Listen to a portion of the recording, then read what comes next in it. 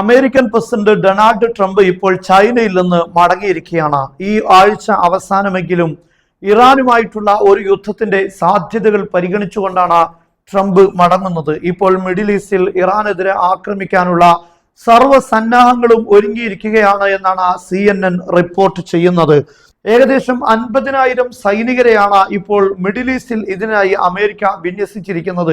2 വിമാനവാഹിനി കപ്പലുകൾ, ഡസൻ കണക്കിന് യുദ്ധവിമാനങ്ങൾ, അതോടൊപ്പം തന്നെ പല ഡിസ്ട്രോയറുകൾ, ഇങ്ങനെ തുടങ്ങി വലിയ ആക്രമണ സംവിധാനങ്ങൾക്കാണ് ഇപ്പോൾ ഇറാൻ മിഡിൽ ഈസ്റ്റിനെ സാക്ഷിയാക്കിയിരിക്കുന്നത്. ഒരുപക്ഷെ ഈ ആഴ്ചയുടെ അവസാനം ഒരു പ്രത്യേകമായ ഡീലിലേക്ക്, അമേരിക്ക ഉദ്ദേശിക്കുന്ന രീതിയിലുള്ള ഒരു ഡീലിലേക്ക്, അമേരിക്കയുടെയും ഇസ്രായേലിന്റെയും പ്രധാനപ്പെട്ട കാര്യം ഇറാൻ ആണവായുധം ഒരിക്കലും ഉണ്ടാക്കാൻ പാടില്ല എന്നതാണ്. അത്തരം ഒരു ഡീലിലേക്ക് ഇറാൻ എത്തിക്കഴിഞ്ഞാൽ ഒരുപക്ഷെ യുദ്ധത്തിനുള്ള സാധ്യതയില്ല.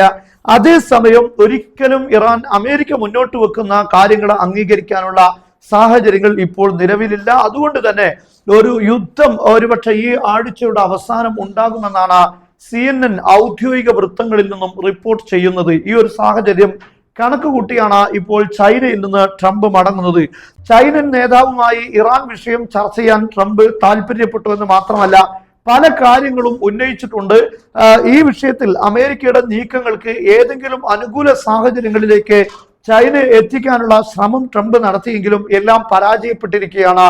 മാത്രമല്ല, ചൈനയുടെ മധ്യസ്ഥതയോ അല്ലെങ്കിൽ ഈ വിഷയത്തിൽ അമേരിക്കയുടെയും ഇറാന്റെയും ഇടയിലുള്ള ഈ പ്രശ്നങ്ങൾക്കുള്ള പരിഹാരത്തിന് മധ്യവർത്തിയായി ചൈനയെ ആവശ്യമില്ല എന്നാണ് ട്രംപ് ഇപ്പോൾ പ്രഖ്യാപിച്ചിരിക്കുന്നത്.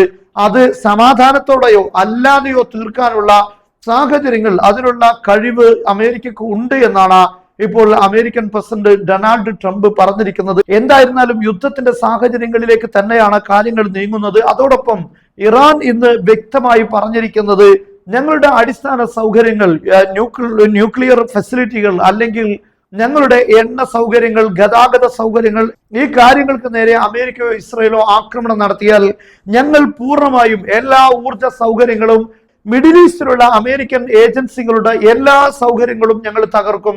അതോടൊപ്പം തന്നെ ഇസ്രായേലിനെ പൂർണ്ണമായി ഭസ്മമാക്കുമെന്നുള്ള മുന്നറിയിപ്പാണ് ഇപ്പോൾ ഇറാനിൽ നിന്ന് ഉണ്ടായിരിക്കുന്നത്. എന്തായിരുന്നാലും വരും മണിക്കൂറുകളിൽ എന്ത് സംഭവിക്കുമെന്നത് കാത്തു നിന്ന് കാണേണ്ടതാണ്.